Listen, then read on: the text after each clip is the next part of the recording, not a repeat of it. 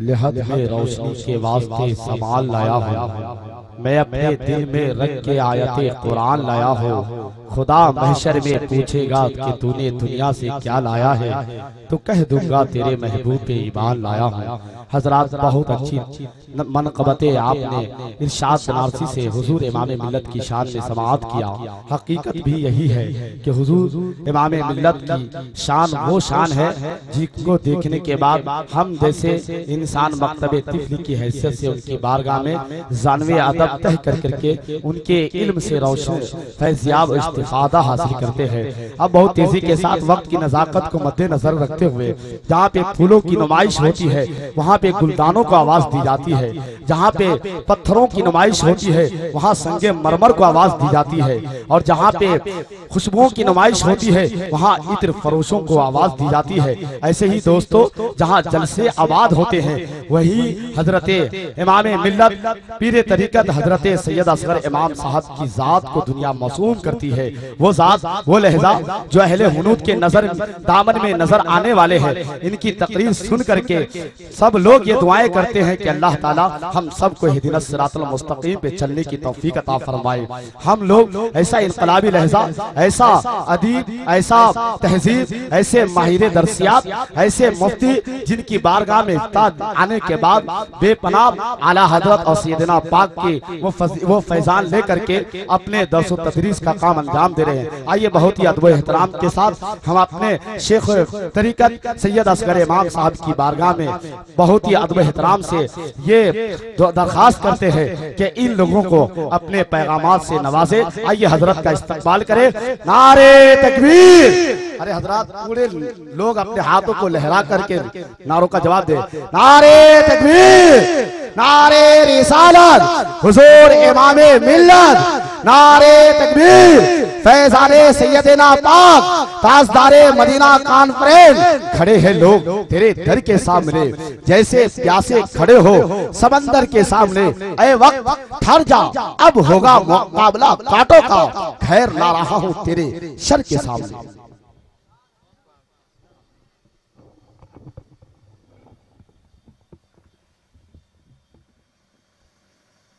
अल्हम्दुलिल्लाह अल्हम्दुलिल्लाह नहमदुहु व नस्तईनुहु व नस्तगफिरुहु व नु'मिनु बिही व नतवक्कलु अलैहि व नऊज़ु बिल्लाहि मिन शुरूरि अनफुसिना व मिन सय्यिआति अमालिना।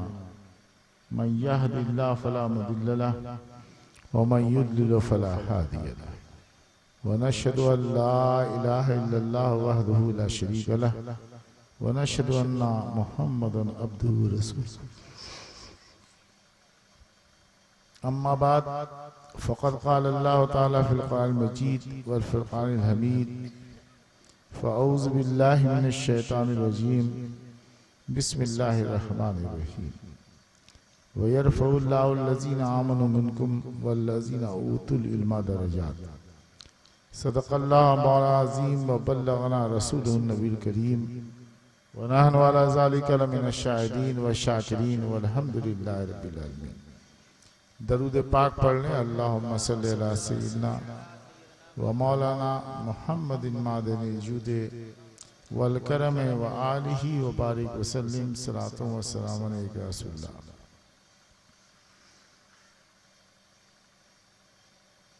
बोड़ी के मुसलमानों, आप लायक़ मुबारकबाद हैं। मदरसा दारुल उलूम फैज़ान सैयदना कायम किया आपने और वहाँ से हमेशा हाफिज फारिग होते हैं। आज से 30-35 साल पहले पलट कर देखिए बोड़ी में तो हाफिज कोई नहीं था। तलाश करने पर तरावी के लिए हाफिज आते थे, लेकिन आज अल्लाह का फजल है कि यहीं से हाफिज बनाए जा रहे हैं। और इस गांव में भी अल्हम्दुलिल्लाह हाफिजों की कतार है। लफाजी तकरीरों में होती है और उसी में पूरी रात गुजर जाती है।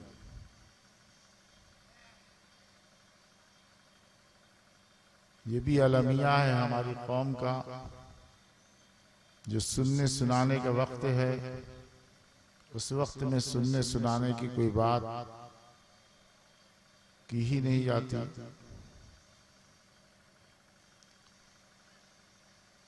आखिर वक्त में उलमा को दावत मिलती है और मुझ जैसे लोगों को उस वक्त जब तकरीर की ताकत ही नहीं रहती, न मुझको तकरीर करने की न आपको सुनने की, हम भी जबरदस्ती बैठे हैं, आप भी जबरदस्ती बैठे हैं। लेकिन मोहब्बत है आपको, एक आस्था है आपके दिल में कि हमने इन्हें पीर बनाया है, दामन थामा है, इनके सर पर पगड़ी जो बंधी है वो सूत और धागे की पगड़ी नहीं, वो नियाबत रसूल की पगड़ी है, वो जानिशीन पैगंबर की पगड़ी है। हमने इनके हाथ में हाथ दिया है, हकीकत में गौस पाक के हाथ में हाथ दिया है, हकीकत में नबी कायनात के हाथ में हाथ दिया है। तो हम इनकी ना सुनेंगे तो किसकी सुनेंगे? और सुनना तो वो सुनना है कि हजरत साद बिन उबादा कहते हैं कि बायना अला यदे रसूलुल्लाह सल्लल्लाहु अलैहि वसल्लम अलल मुशते वल मुकरे वल उसरे वल युसरे व अल्ला नुनाज़िल अम्र अहलु, कि हमने रसूलुल्लाह की बैत कर ली, रसूलुल्लाह को मान लिया, बैत हुए, या रसूलुल्लाह आपकी बात पसंद आएगी तो भी मानेंगे और नापसंद आएगी तो भी मानेंगे, आसान नजर आएगी तो भी मानेंगे और दुश्वार नजर आएगी तो भी मानेंगे। मेरा हाथ आप चूमते हैं, खूबसूरत है इसलिए नहीं चूमते, अकीदत कहती है ये आले रसूल हैं, औलादे गौसे आजम हैं, इनका हाथ चूमते हैं, गोश्त हड्डी नहीं चूमते, निस्बते पैगंबर को चूमते हैं।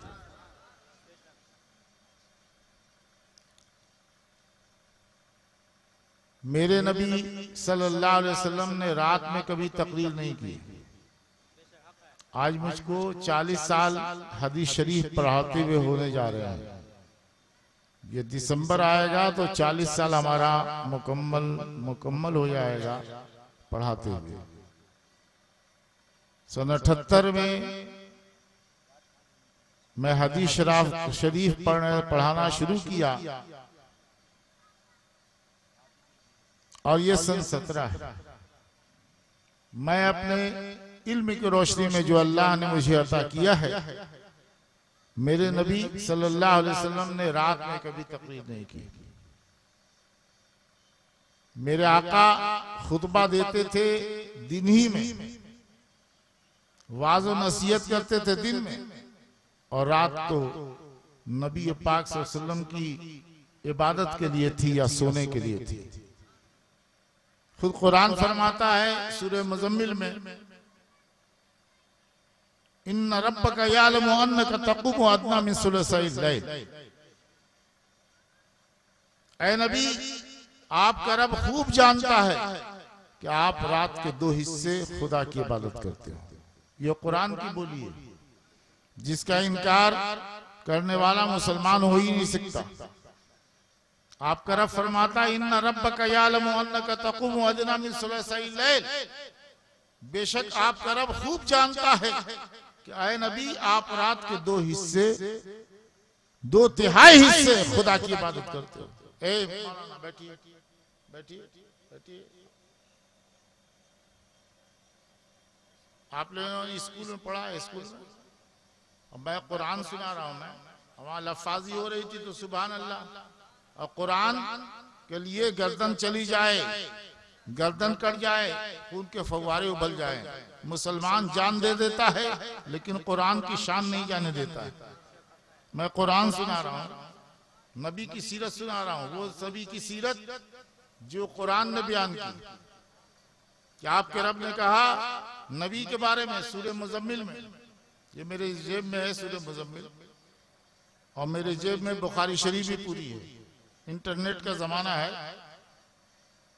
आपका रब फरमाता इन्ना रब्बका यअलमु अन्नका तक़ूमु अदना मिन सुलुसैल लैल।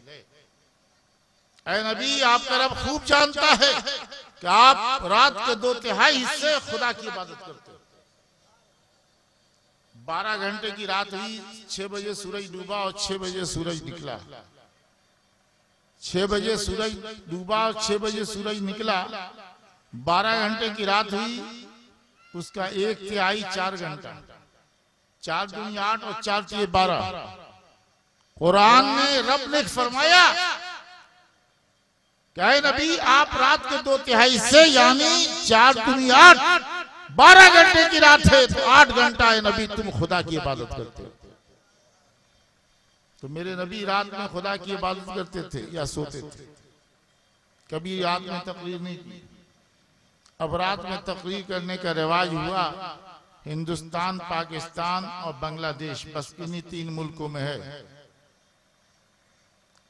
और रात में तकरीर करना दूसरे मुल्क में अगर है भी तो बहुत थोड़ा सा वक्त।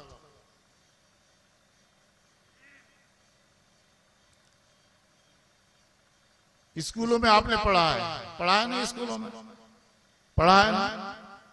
और देखिए, मैं चापलूस पीर नहीं हूं, ना चापलूस मौलाना हूं। मेरा एक तजर्बा है कि शासन सख्ती से चलता है। जिस शासन में सख्ती होती है वही शासन कामयाब होता है। इसलिए मैं मदरसे में रहूं या खानकाही माहौल में रहूं, मैं हमेशा सख्ती के साथ अपने उसूल पर कायम रहता है। शासन बिला सख्ती के चेहरा देख करके शासन नहीं चलता, शासन उसूलों की रोशनी में चला चलता है।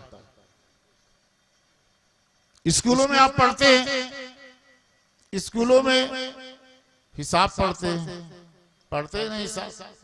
अबे पढ़ता नहीं हिसाब पढ़ता है, उसको जगाओ, बगल वाले को जगाओ, और फितरी चीज है, सोएगा।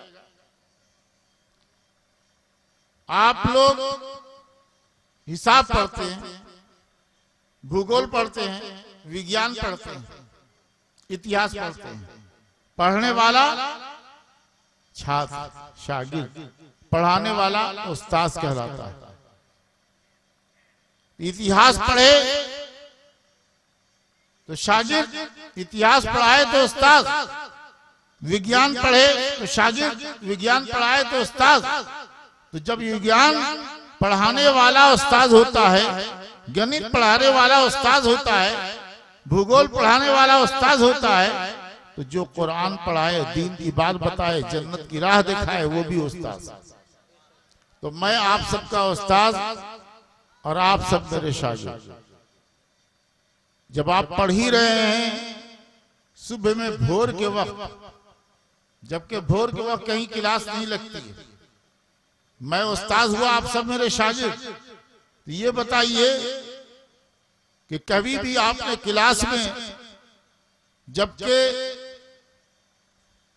उस्ताद विज्ञान समझा रहा है, गणित बता रहा है, भूगोल बता रहा है, उस वक्त क्लासरूम से कोई लड़का बाहर जाए तो सजा का हकदार होता है कि नहीं? बोलो, होता है ना? तो जब ये क्लासरूम है, मैं उस्ताद, आप मेरे शागिर्द, और ये क्लासरूम, यहां से जाने वाला, क्लासरूम से जाने वाला सजा का हकदार है, और सोने वाला भी सजा का हकदार है। सोने वाला भी सजा का हकदार कि क्लासरूम में कोई छात्र सो रहा है, क्लासरूम में कोई छात्र उठ के जा रहा है, तो वो सजा का हकदार होता है। तो जब आपने पढ़ने का वक्त ही मुतय्यन किया, भोर का वक्त, तो अब ये आपकी मजबूरी है कि आप इस वक्त आप जागिए और आप तवज्जो से मेरी बात सुनिए। गलती आपकी है कि आपने ऐसे वक्त में पढ़ना चाहा है जो पढ़ने का लिए वक्त मुनासिब ही नहीं है। आपकी गलती है कि क्लासरूम में उस्ताद को पढ़ाने के लिए उसको बुलाया, जबकि पढ़ने का वक्त ही नहीं है, सोने का वक्त है या उठ के इबादत करने का वक्त है। तो जब आपने बुलाया है तो ये आपकी मजबूरी है और गलती थी, आपकी मजबूरी है कि आप जागें और तवज्जो से मेरी बात सुनें। देखिए, परवरदिगार और उसके रसूल की बात ये सबसे ऊंची है। लंबी लंबी बातें तो आपने सुन ली, मुझसे कुरान की आयत सुनिए। आप तरफ फरमाता यरफ़उल्लाहु लज़ीना आमनू मिनकुम वल्लज़ीना ऊतुल इल्मा दरजात। कोई तारीफ करे ना करे, रब ने बयान फरमा दिया कि अल्लाह ताला इल्म वालों के दर्जात बुलंद फरमाता है। ये बात सब पर भारी इसलिए कि रब ने फरमाया, रब ने फरमाया कि अल्लाह ताला इल्म वालों के दर्जात बुलंद फरमाता है। जिन्होंने इल्म हासिल किया, जो आलिम दीन हुए, हाफिज कुरान हुए, तो रब ने फरमा दिया कि अल्लाह ताला इल्म वालों के दर्जात बुलंद फरमाता है। ये बच्चे हाफिज हुए 6 की तादाद में, इनके सीने में कुरान का इल्म है, कुरान इन्हें याद है। रब ने फरमा दिया कि अल्लाह ताला इल्म वालों के दर्जात बुलंद फरमाता है, तो अल्लाह ताला ने यकीनन इनके दर्जात बुलंद फरमाए हैं, इसलिए कि इनके सीने में कुरान का इल्म है। आपके नबी फरमाते हैं खैरुकुम मन तअल्लमल कुरान व अल्लमहु। ये नबी पाक का फरमान है, तुम में सबसे बेहतर वो है, तुम में सबसे बेहतर वो है, तुम में सबसे बेहतर वो है जो कुरान सीखे और दूसरों को कुरान सिखाए। जो कुरान सीखे और दूसरे को कुरान सिखाए। तो नबी ने कह दिया कि तुम में सबसे बेहतर वो है जो कुरान सीखे। तो इन्होंने कुरान सीखा, नबी ने कह दिया कि ये बेहतर है, तो ये इंशाअल्लाह बेहतर रहेंगे। आपके अब मेहमान आते हैं आपके घर में? अब मेहमान आते हैं कि नहीं आते हैं मेहमान? अरे तुम लोगों के घर में मेहमान आते हैं तो जैसा मेहमान वैसी स्वागत, जैसा मेहमान वैसी हाफिज़ साहब। तवज्जो सुनिए, आप लोग 3:30 बजे बैठालते हैं, उसके बाद आपकी भी आंख बंद होती है, और मैं रियायत नहीं करता, मैं तो पिटाई करता हूं। और मैंने नौजवान लड़कों को 22 साल 25 साल के मैं पढ़ाने बैठा तो मेरी दाढ़ी निकल रही थी, और पढ़ने वाले पूरी पूरी दाढ़ी वाले थे। और जब कोई बात मेरे मिजाज के खिलाफ की तो इतना पीटा है कि खून निकलने लगा। तो शासन बिना सख्ती के नहीं चलता है। अगर कामयाब आप करना चाहते हैं किसी भी काम को, तो उसमें अपने उसूलों में सख्त होना चाहिए। ये क्या है कि आपने बुलाया 3:30 बजे तकरीर करने के लिए और औंध रहे हैं। गौर से सुनिए, मैं कितनी कीमती बात कह रहा हूं, और ये सब पर कीमती इसलिए कि मैं कुरान बयान कर रहा हूं, मैं हदीस बयान कर रहा हूं। और अभी भी मैंने तमीज बांधी है तो मैं हदीस बयान करूंगा। आपके यहां मेहमान आते हैं तो जैसा मेहमान वैसी स्वागत, जैसा मेहमान वैसा बिछोना। आम मेहमान आ गया खपरों से, दुधवर से, जहां से भी आया हो, तो आम बिछोना होता है। आपका जो लेंदरा है, बिछोना है, वह बिछा देते हैं। लेकिन अगर आपके घर का दामाद आए तो उसके लिए अच्छा बिछोना बिछाते हैं कि घटिया बिछोना बिछाएंगे? बोलो भाई, घटिया बिछाएंगे कि अच्छा बिछाएंगे? अच्छा बिछाएंगे। और पीर साहब अगर आए तो सबसे अच्छा बिछोना बिछाएंगे, सबसे अच्छा बिछोना बिछाएंगे। पीर साहब के लिए घटिया बिछोना बिछाएंगे या अच्छा बिछोना बिछाएंगे? बोलो, अच्छा बिछाएंगे, सबसे अच्छा बिछोना बिछाएंगे। इसी तरह हिंदुस्तान या दुनिया के सारे मुल्क का एक ज़ाब्ता है, कानून है कि जब उनके मुल्क में दूसरे मुल्कों से कोई राष्ट्रपति आता है, विदेश से कोई प्रधानमंत्री आता है, हवाई जहाज से आया है, तो वो जमीन पर मिट्टी पर पांव नहीं रखता, बल्कि हुकूमतों का ये उसूल है, ये ज़ाब्ता, ये कानून है कि जब दूसरे मुल्क से राष्ट्रपति आए, दूसरे मुल्क से प्रधानमंत्री आए, तो उसके लिए कालीन बिछाते हैं। क्या बिछाते? बोलो, क्या बिछाते हैं? वो हवाई जहाज से कदम निकालता है तो मिट्टी पर, जमीन पर पांव नहीं रखता, बल्कि आने वाला राष्ट्रपति, आने वाला प्रधानमंत्री जो बाहर से आया है, वो कालीन पर पांव रखता है। लेकिन हर मुल्क के राष्ट्रपति के लिए हर मुल्क के प्रधानमंत्री के लिए एक तरह की कालीन नहीं बिछाई जाती। जैसा मुल्क होता है, जैसा राष्ट्रपति होता है, वैसी कालीन बिछती है। आम मुल्कों से, आम देशों से अगर राष्ट्रपति आया है तो उसके लिए आम कालीन बिछाई जाती है, लेकिन दुनिया के सबसे बड़े ताकतवर मुल्क से अगर राष्ट्रपति आया है, मसला अमेरिका से राष्ट्रपति आया है, अमेरिका सबसे बड़ा ताकतवर देश है, ताकतवर देश का ताकतवर अगर राष्ट्रपति आया है तो उसके लिए आम कालीन नहीं बिछती बल्कि लाल कालीन बिछाई जाती है। लाल कालीन बिछाना ये सबसे बड़ी स्वागत होती है, ये सबसे बड़ा इस्तकबाल होता है कि किसी आने वाले मेहमान के लिए लाल कालीन बिछाई जाए। ये सबसे ज्यादा बड़ा इस्तकबाल है, ये सबसे बड़ी स्वागत है। तो आप समझ गए अच्छी तरह कि दुनिया में अगर किसी का सबसे बड़ा स्वागत करना है, सबसे बड़ा इस्तकबाल करना है तो उसके लिए लाल कालीन बिछाई जाए। एमआर सीरीज की जानिब से ये प्रोग्राम आपकी खिदमत में पेश किया जा रहा है। जो लोग समाअत फरमाइए। इल्म हासिल करते हैं, इल्म के तालिब इल्म हैं, इल्म की तलब रखते हैं, कुरान का इल्म हासिल करते हैं, हदीस का इल्म हासिल करते हैं, तो लाल कालीन सबसे बड़े ताकतवर मुल्क के सबसे बड़े ताकतवर राष्ट्रपति के लिए बिछाई जाती है। और तालिब इल्मों, इल्म दीन के हासिल करने वालों की अल्लाह के रसूल ने यह फजीलत बयान की है कि तालिब इल्म जब चलता है, इल्म दीन मुस्तफा चलने वाला जब चलता है, जब कुरान पढ़ने वाला चलता है, हदीस पढ़ने वाला चलता है, तो फरिश्ते उसके लिए अपना पर बिछा देते हैं। पर फर्श होता है और तालिब इल्म फरिश्तों के पर चलता है। इन्नल मलाइका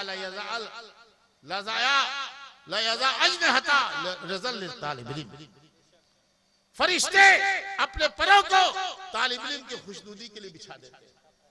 लाल कालीन बिछे दुनिया के सबसे बड़े मेहमान के लिए, ये सबसे बड़ी स्वागत है। और जिसके लिए फरिश्तों का पर बिछाए वो कितनी अजमत वाला होगा, वो कितनी इज्जत वाला होगा, वो कितनी बुजुर्गी वाला होगा। बात समझ में आ रही है? बात कहने की बहुत कुछ है, और जो कीमती बात मैं कहूंगा वो बहुत ही कीमती होंगी। मैं ये तो नहीं कहूंगा कि सबसे निराली होंगी, लेकिन बहुत ही कीमती होंगी। लेकिन वो कीमती बात कहने का वक्त नहीं है। मैं मूड समझ रहा हूँ, मिजाज समझ रहा हूँ, हाफिज साहब को भी इधर देख रहा हूँ और आपको भी देख रहा हूँ। आप मजबूरन आंखें खोले हैं, बैठे हैं। अभी जितनी मैंने तकरीर की, बड़ी कामयाब तकरीर की, 4 बजे भोर में बहुत कामयाब तकरीर की, लेकिन मैं आज तकरीर नहीं करूंगा, इसलिए कि आपका मिजाज जो वो था वो चेंज हो गया है। रख दो बेटा, समझा ना? इसलिए मैं तकरीर नहीं करूंगा, समझा? बस इन्हीं चंद कलमात के बाद, इसलिए कि हाफिज साहब भी शायद ये चाहते हैं कि मैं तकरीर बंद करूँ। समझ नहीं 10 मिनट नहीं बोलूंगा। मैं कोई टेप रिकॉर्ड नहीं हूँ, मैं टेप रिकॉर्ड नहीं हूँ। आवाम का मिजाज मैं पहचानता हूँ। मैंने रात में भी बिल्कुल भोर में तकरीर की है, इससे पहली रात में भी, समझा? नहीं कल तो मैं यही था ना, लेकिन उससे पहली रात में मैंने भोरी में तकरीर मुसलसल करता चला आ रहा। वक्त ही वही देते, लेकिन बहुत ही कामयाब तकरीर। और मजमा तो अल्लाह का फजल है कि मैं 4 बजे तकरीर करूं या 11 बजे तकरीर करूं, मेरी तकरीर में कोई सोता नहीं है, मेरी तकरीर में कोई सोता नहीं है, अल्लाह का करम है। और बहुत तवज्जो से मेरी तकरीर लोग सुनते हैं, इसलिए कि मेरी तकरीर से सोए हुए दिल बेदार होते हैं, सोए हुए दिल बेदार होते हैं। अल्लाह का करम है, एहसान है। आपने बातें सुन ली, जुमा में भी सुनी, अभी भी सुनी। और जो बातें मैंने की, वो कुरान की आयत पढ़ी, हदीस पढ़ी, वो कीमती बातें वो सब पर भारी।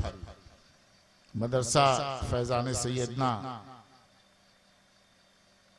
इसे आप लोगों ने कायम किया, बड़ी मेहनत के साथ आप चला रहे हैं। दीन की खिदमत करना, और जिसे भी दीन की खिदमत नसीब हो जाए, अल्लाह ताला जिसे तौफीक अता फरमाए, वो बड़ा खुश नसीब है।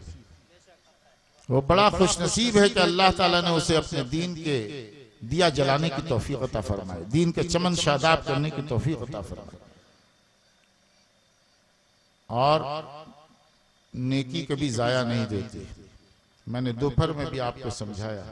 और कुरान की एक दूसरी आयत पढ़ता हूँ, हजरत यूसुफ के उस वाक़े के बाद जो कुरान ने फरमाया मन यत्तक़ी व यस्बिर फ़इन्नल्लाह ला युज़ीउ अजरल मुहसिनीन। तो कुरान दूसरी जगह पर पारे 28 सूरह तलाक में फरमाता है। सुनिए कुरान, आपका रब ने क्या कहा। रब ने जो कहा वही कानून है, वही ईमान है, और उसका ना मानना कुफ्र है। आपका रब फरमाता मन यत्तक़िल्लाह यजअल लहू मखरजन व यरज़ुक़हू मिन हैसु ला यहतसिब। जो नेकी अख्तियार करे अल्लाह उसके लिए रास्ते निकालता है। बोलो, ये लफ़ाज़ी नहीं है, न सलासत लिसानी है, न ज़ोर बयानी है, ये रब का फरमान है। रब फरमाता मन यत्तक़िल्लाह यजअल लहू मखरजन। जो नेकी अख्तियार करे अल्लाह उसके लिए रास्ते निकालता है, अल्लाह उसके लिए रास्ते निकालता है। वयरज़ुक़हू मिन हैसु ला यहतसिब, और रोजी उसको वहां से देता है जहां से वो सोच भी नहीं सकता। आपकी जिंदगी में ऐसे मोड़ आए होंगे कभी ना कभी कि आपने सोचा नहीं होगा कि इस जरिए से हमें रोजी मिलेगी, लेकिन अल्लाह ने उस जरिए से आपको रोजी पहुंचा दिया। तो रब का वादा है मन यत्तक़िल्लाह यजअल लहू मखरजन व यरज़ुक़हू मिन हैसु ला यहतसिब। जो नेकी अख्तियार करे अल्लाह उसके लिए रास्ता निकालता है और रोजी उसको वहां से देता है जहां से वो सोच नहीं सकता। सच है कि नहीं? बोलो भाई, सच ना मानना ये जरूरी है आपके लिए, ना मानो तो मुसलमान ही नहीं। रोजी उसको वहां से देता है जहां से बंदा सोच नहीं सकता। तो आपकी ये नेकी कभी रायगा जाने वाले नहीं है। नबी पाक सल्लल्लाहु अलैहि वसल्लम साहिब इख्तियार नबी थे। साहिब इख्तियार नबी थे कि मेरे आका ने उंगली उठाई तो चांद के 2 टुकड़े हो गए, 2 टुकड़े हो गए। और जब मेरे आका ने सहबा के मैदान में नबी पाक अली के जारों पर सर रखे सोए थे और सूरज डूब गया, हजरत अली की आंखें नम हो गईं, आंसू से आंख से आंसू के कतरे निकले और नबी के रुखसार को चूमने लगे। मेरे आका बेदार हुए, पूछा अली क्या बात है? कहा या रसूलल्लाह आप जानों पर सर रखे सो रहे थे, मेरी मोहब्बत ने आपको जगाना पसंद नहीं किया, सूरज डूब गया, इसी गम में रो रहा हूं। मेरे आका ने हाथ उठा दिए, परवरदिगार अली ने तेरे रसूल की मोहब्बत में असर की नमाज कज़ा कर दी, सूरज डूब गया है, या अल्लाह डूबे सूरज को वापस पलटा दे ताकि अली की नमाज कज़ा ना हो, अदा हो जाए। वो नबी कि जब मक्का शरीफ के लिए चले मदीना से हुदैबिया नाम की जगह पर पहुंचे, पानी कम हो गया, ना वजू का पानी ना पीने का पानी। पानी ढूंढ के लाया गया 1 लोटा। मेरे नबी ने उंगलियां रख दी उस पानी में, तो उंगलियों के घाइयों से पानी का चश्मा निकलना पड़ा। उंगलियां हैं फैज पर, टूटे हैं प्यासे झूमकर, नदियां पंजाब रहमत की है जारी बाबा। नबी के उंगलियों के घाइयों से पानी का चश्मा निकलने लगा। तो मेरे आका इशारा कर दे तो डूबा हुआ सूरज वापस पलट आए, चांद के टुकड़े हो जाए। मेरे आका नबी पाक सल्लल्लाहु ताला अलैहि वसल्लम अगर उंगलियां रखते तो उंगलियों के घाइयों से पानी का चश्मा निकल पड़े। अनस कहते हैं कि अगर लाखों का मजमा होता तो भी उस 1 लोटा पानी से नबी की उंगलियों से जो पानी निकल रहा था, इतना पानी निकला कि सब के सब सैराब हो गए। 1400 या 1500 जितने सहाबा थे सबने पानी पिया, सबने वजू किया। अगर लाखों का मजमा होता तो भी सैराब हो जाता, लाखों का मजमा होता तो भी सैराब हो जाता। नबी इतने बाख्तियार थे, लेकिन मक्का शरीफ में जब मेरे आका इस्लाम का चिराग लेके चले तो सर पर खाक डाली गई। पता है ना आपको, सर पर खाक डाली गई। और मेरे आका की राह गुजर थी, ये रास्ता तो लोग कांटे डाल देते थे मक्का काफी। मेरे आका नमाज पढ़ रहे हैं, उकबा इब्न मोहित आया और चादर लपेट दी मेरे आका के गर्दन में, चादर ऐंठ दी। मेरे आका के गर्दन की नसें खिंच गई, सांस रुक गई, सांस रुक गई। अबू बकर देख रहे थे, आए दौड़े दौड़े, मेरे आका नबी पाक सल्लल्लाहु अलैहि वसल्लम को जालिम से छुड़ाया। मेरे आका के सर सजदे में है। अबू जहल कहता है कोई जो इनके सीने पर ओझड़ी लाकर रख दे। एक बदबख्त उठा और ऊंट की ओझड़ी, बड़ा जानवर ऊंट होता है, उसकी ओझड़ी ला करके मेरे नबी के सीने, मेरे आका के पीठ पर रख दी। उसके बोझ से मेरे आका पीठ पर बोझ जो रखा था उसके बोझ से सर सजदे से नहीं उठा रहे थे। हजरत फातिमा आई, छोटी थी, कमसिन, उन्होंने किसी तरह ढकेल कर ओझड़ी को नीचे किया। मेरे आका नबी पाक सल्लल्लाहु अलैहि वसल्लम मक्का में रहे, 3 साल तक बायकाट किया मक्का के लोगों ने, ना कोई खाने को देगा और ना कोई लेन देन करेगा। 3 साल तक मुसलमानों ने पत्ते खाकर, चमड़े खाकर जिंदगी गुजारी। इतने जुल्म किए, इतने जुल्म किए नबी मोहतरम पर। नबी एक मोहतरम सल्लल्लाहु अलैहि वसल्लम नत्थु खैरू जुम्मन शुभराती नहीं थे, बल्कि मक्का के मस्जिद जिसको काबा कहते हैं, काबा के सिक्योरिटी के पोते थे, अब्दुल मुत्तलिब के पोते थे, अब्दुल मुत्तलिब के पोते थे। बोड़ी के मस्जिद का कोई सिक्योरिटी होता है तो वो हर जगह चर्चा करता है, मैं बौड़ी की मस्जिद का सिक्योरिटी हूँ। इज्जत की बात है, इज्जत की बात है कि वो डाल्टनगंज की मस्जिद का सिक्योरिटी है, वो रंका की मस्जिद का सिक्योरिटी है, वो अंबिकापुर की मस्जिद का सिक्योरिटी है। तो जो काबा का सिक्योरिटी वो कितनी इज्जत वाला होगा। उसके पोते थे हजरत नबी करीम सल्लल्लाहु अलैहि वसल्लम। इज्जत की बात थी, अजमत वाले थे, इज्जत वाले थे। और उनकी बीबी खदीजा नबी पाक की बड़ी मालदार थी, पैसे वाली थी। नबी के चंद मानने वाले भी बड़े मालदार थे। तो नबी पैसे के एतबार से भी मजबूत थे और नबी इज्जत अजमत के एतबार से भी मिसाली थे।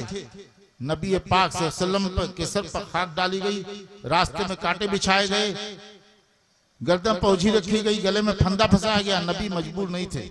जो नबी चांद के 2 टुकड़े कर दे, डूबे सूरज को वापस पलटा दे, वो नबी मजबूर नहीं हो सकता। लेकिन मसाइब झीले, परेशानियां बर्दाश्त की, मसाइब झीले, परेशानियां बर्दाश्त की, गर्दन पर ओझी रखी गई, गले में फंदा फंसाया गया, मेरे आका के सर पर खाक डाली गई। मेरे आका ने बर्दाश्त किया, मजबूर नहीं थे, बेबस नहीं थे। मसाइब इसलिए झीले, परेशानियां इसलिए बर्दाश्त की कि कल बोड़ी के मुसलमानों को फैजाने सैयदना चलाने के लिए, दीन का उजाला फैलाने के लिए, कुरान का उजाला फैलाने के लिए, इस्लाम का चमन शादाब करने के लिए, इस्लाम की डूबती नब्जों करारी जिंदगी देने के लिए अगर बोड़ी के मुसलमानों को मसाइब का सामना करना पड़े तो ना घबराए, सुन्नत रसूल समझकर मसाइब को सीने से लगाए और दीन का उजाला फैलाए, कुरान का उजाला फैलाए, इस्लाम का उजाला फैलाए, फैजाने सैयदना को चलाए। मसाइब को झीलना ये नबी की सुन्नत है। और अल्लाह ताला दीन के काम करने वाले को इज्जत अता फरमाता है। मैं खुद इज्जत पा रहा हूं, मैं खुद इज्जत पा रहा हूं। और पैसा जब से दीन का काम शुरू किया, आप जाके देखिए कि मदरसा कितनी तरक्की पर है। मेरा मदरसा बोलता है कि मैं वो कितनी तरक्की पर है। अमजद शरीफ का हो, औरंगाबाद का हो, जहां कहीं मदरसा है वो तरक्की पर है। और मदरसे की इमारत खुद बोल रही है कि मेरी कितनी कुर्बानियां शामिल हैं। लेकिन उन कुर्बानियों के नतीजे में अल्लाह ने मुझे इज्जत से भी नवाजा और पैसे से भी नवाजा। आज हमारी तनख्वाह 1 लाख रुपए है। मैं तादीस भी नेमत के तौर पर कहता हूं जी, मैं वेतन पाता हूं सरकारी 1 लाख रुपए, 99,000 कुछ रुपए मेरे वेतन है। तो अल्लाह ताला ने मुझे इज्जत भी दी, मुझे हर तरह नवाजा। लेकिन मैं ये समझता हूं और यकीन रखता हूं कि दीन को हम इज्जत देते हैं तो इसके सदक़े में अल्लाह हमें इज्जत अता फरमाता है। दीन को जिंदा करते हैं तो अल्लाह दोनों जहां में जिंदगी जावेदा अता फरमाता है। मेरे दोस्तों, आपकी ये कुर्बानी कभी रायगा जाने वाले नहीं है। आपने मदरसा कायम किया, ये मदरसा दीन की बुनियाद यही मदरसा है ना। जलसे तो हवा हो जाते हैं। अभी थोड़ी देर के बाद अगर पूछ लिया जाए कि जलसे में क्या तकदीरें हुई तो किसी को याद नहीं रहेंगी, किसी को याद नहीं, उसका निचोड़ भी याद नहीं रहेगा। तफसील तो अपनी जगह पर है, निचोड़ भी याद नहीं होगा। हमारी कौम का अलमिया है कि जलसे में 3 लाख 4 लाख रुपए खर्च करते हैं, लेकिन उस कौम से कह दो कि मदरसा बनाने के लिए, मदरसा का कमरा तैयार करने के लिए 20,000 रुपए दे दो, तो 20,000 रुपए देने के लिए वो कहते अच्छा हजरत अगली बार में कर देंगे। हमारे साथ तो ऐसा भी गुजरा है कि गौसे आजम का लंगर खिलाया, कम से कम 60-70 हजार रुपए तो जरूर खर्च किया होगा, ये 1 लाख। और जब मदरसे का चंदे का वादा था उसका, और जाने का वक्त मेरा आया तो कहने लगा हजरत थोड़ा पैसा ज्यादा खर्च हो गया, अगली बार आप मदरसे का चंदा कर देंगे। कौम का ये मिजाज है। ये जलसा में क्या बातें हुई सुबह कौम भूल जाएगी, लेकिन ये कुरान जो इनके सीने में हुआ है इंशाअल्लाह ये जिंदगी भर नहीं भूलेंगे। और जलसे की बातें तो हवा है, सलासत लिसानी, तलाकत लिसानी है, जोरे बयानी है, और ये कुरान है जो मग़ज़ है ईमान का, रब का कलाम है जिसका याद रखना ये जरिए निजात की बख्शिश का सामान है। ये याद रहेगा, याद रखने की कोशिश करेंगे तो इंशाअल्लाह मरते दम तक याद रहेगा, और दुनिया में भी इज्जत पाएंगे, आखिरत में भी इसके सहारे इज्जत पाएंगे। जलसे की बातें तो हवा हो जाती है। 4 लाख रुपए खर्च हुए, लेकिन सुबह को पूछ लीजिए किसी से कि जलसे में क्या बातें हुई है, तो कोई भी उसकी पूरी बात तो छोड़ दीजिए, उसका निचोड़ भी नहीं बता पाता। ये हमारी कौम का अलमिया है। जलसे में 3 लाख खर्च करेंगे, 4 लाख खर्च करेंगे, लेकिन मदरसे के लिए पैसे नहीं निकालते। अगर आज सारे मदरसे बंद कर दिए जाए, ये मैं देखिए तकरीर नहीं कर रहा हूँ, बल्कि आपको समझा रहा हूँ। मैंने सोचा था कुछ, लेकिन मैं बयान नहीं कर पाया, इसलिए कि आपका माहौल में देख रहा हूँ, हाफिज साहब की खुनूदगी देख रहा था, समझा, इसलिए मैं बयान नहीं कर पाया। मैं आपको समझा रहा हूं कि आप हजरात ने दीन को इज्जत दी है तो इंशाअल्लाह ताला इज्जत पाएंगे। यकीन रखें इस बात पर। आज गौसे आजम का नाम जिंदा है, ख्वाजा का नाम जिंदा है, ख्वाजा का नाम जिंदा है, इसलिए कि उन्होंने दीन को जिंदा किया तो अल्लाह ने उसके सिले में उन्हें आपके दिलों में जिंदा कर दिया। सदियां बीत गई, जमाने गुजर गए, सदियां बीत गई, जमाने गुजर गए। गौसे आजम दुनिया में बजाज नहीं है, ख्वाजा पाक दुनिया बजाज नहीं है। आप अपने दादा इंतकाल कर गए, नाना इंतकाल कर गए, आपके अब्बा इंतकाल कर गए, आप 1 बरसी 2 बरसी 3 बरसी 5 साल 10 साल तक सालाना फातिहा कराते, उसके बाद भूल जाते हैं। लेकिन सदियां बीत गई, जमाने गुजर गए, गौसे आजम को गुजरे हुए, लेकिन जब 11वीं शरीफ का महीना आता है तो गौसे आजम को कोई नहीं भूलता। हर घर में गौसे आजम का फातिहा होता है, हर घर में गौसे आजम की याद होती है। गौसे आजम ने खुदा के दीन को जिंदा किया है, तो कसम खुदा की उसी के सदक़े में अल्लाह ताला ने उन्हें आपके दिलों में जिंदा कर दिया। दीन को जिंदा करने वाला कभी मरता नहीं है। ख्वाजा को बुजुर्गी मिली, अल्लाह वाले बने, इसलिए अल्लाह वाले है, इसलिए बुजुर्ग है, इसलिए उनका नाम जिंदा है, तो उन्होंने खुदा के दीन को जिंदा किया। जब वो आए थे तो पूरे हिंदुस्तान में कोई कलमा पढ़ने वाला नहीं था कलमा पढ़ने वाला? बोलो भाई, पूरे हिंदुस्तान में कोई कलमा पढ़ने वाला था? ख्वाजा आए तो बैठने की जगह नहीं थी, बैठे तो राजा के ऊंट के निगहबान आ गए, उठा दिया वहां से, उठो उठो, यहाँ तो राजा के ऊंट बैठते, राजा के ऊंट बैठते। कसम खुदा की जिस ख्वाजा के बैठने की जगह नहीं थी और इस्लाम का कलमा पढ़ने वाला नहीं था, ख्वाजा ने इसी कुफ्र की धरती पर, जहाँ हर तरफ कुफ्र का अंधेरा था, शिर्क की जुल्मत थी, इस्लाम का ऐसा झंडा गाड़ा कि 1-2 लोग, 2 नहीं बल्कि 90 लाख लोग मुसलमान हुए। ख्वाजा ने इस्लाम को ऐसा जिंदा किया है, इसी सदक़े में अल्लाह ने उन्हें आपके दिलों में जिंदा कर दिया। ख्वाजा आपके दिल में जिंदा, तो ये मरेंगे नहीं कभी, ये हमेशा जिंदा रहेंगे। इनके सीने में कुरान है, मरेंगे लेकिन इनका नाम जिंदा रहेगा। कुरान जिंदा है, कुरान को जिंदा किया है तो अल्लाह ताला इन्हें जिंदा रखेगा, आपके दिलों में जिंदा रखेगा। मेरे दोस्तों, ये मस्जिद, ये तलबा जो फारिग हुए हैं, ये आपके लिए ऐसी कमाई है, ऐसी नेकी है जिसका फायदा इंशाअल्लाह दुनिया में भी आपको मिलेगा। आप इनके खाने का इंतजाम करते हैं, रहने का इंतजाम करते हैं, पढ़ाई का इंतजाम करते हैं, ये नेकी कभी रायगा नहीं जाएगी। दोपहर में मैंने आपको समझाया कि हजरत यूसुफ गुलाम थे, कैदी थे, लेकिन अल्लाह ने उनके नेकियों का सिला दिया कि गुलाम और कैदी यूसुफ को मिस्र का शहंशाह बना दिया। तो नेकी का फायदा दुनिया में मिलता है। ये तलबा, ये हाफिज जो बने हैं, एक दिन मरना है सबको। सब मरेंगे ना? आप भी मरेंगे, मरेंगे कि नहीं मरेंगे? मरेंगे ना आप? ये हुफ्फाज भी मर जाएंगे, मौलाना लोग भी मर जाएंगे। अब मदरसों में ताला बंद कर दीजिए, जितने मदरसे हिंदुस्तान के सब में ताला बंद हो जाए, और ये हाफिज मर जाए, आलिम मर जाए। सच बताइए कि हाफिज मर जाए, आलिम मर जाए, मदरसों में ताला लग जाए, तो फिर कोई भी आपको कुरान पढ़ाने वाला हिंदुस्तान में नहीं मिलेगा, मस्जिद में नमाज पढ़ाने वाला नहीं मिलेगा, कलमा सिखाने वाला नहीं मिलेगा। आज इस्लाम और कुरान अगर इस हिंदुस्तान में जिंदा है, दीनी उलमा से जिंदा है, इन्हीं मदरसों से जिंदा है। अगर आप चाहते हैं कि इस्लाम जिंदा रहे हिंदुस्तान में, कुरान जिंदा रहे, तो मदरसों को जिंदा रखना होगा। मदरसे जिंदा रहेंगे तो इस्लाम जिंदा रहेगा। मदरसे जिस दिन बंद हो जाएंगे, इस्लाम इस हिंदुस्तान से मिट जाएगा, उसके रास्ते मिट जाने के निकल जाएंगे। मदरसों को जिंदा रखे ताकि इस्लाम जिंदा रहे, कुरान जिंदा रहे। बस इन्हीं चंद कलमात के बाद खड़े होकर के सलातो सलाम पढ़िए अपने नबी की बारगाह में।